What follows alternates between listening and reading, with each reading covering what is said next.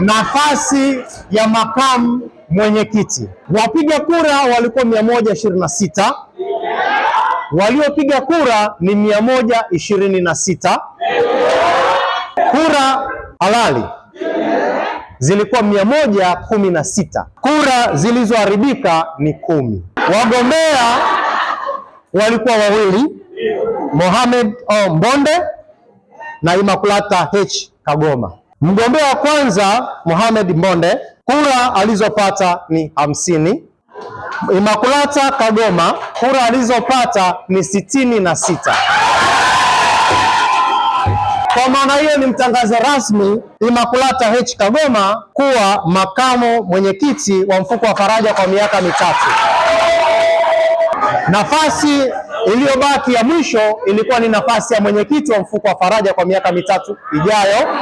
Wapiga kura jumla walikuwa 126.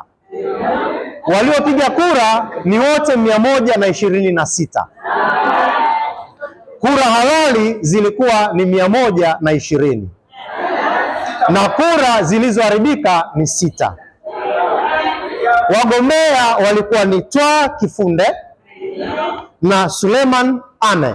Mgombea Twa Kifunde amepata kura 25. Suleiman Ame amepata kura 95. Mfuko wa Faraja, mfuko wa Faraja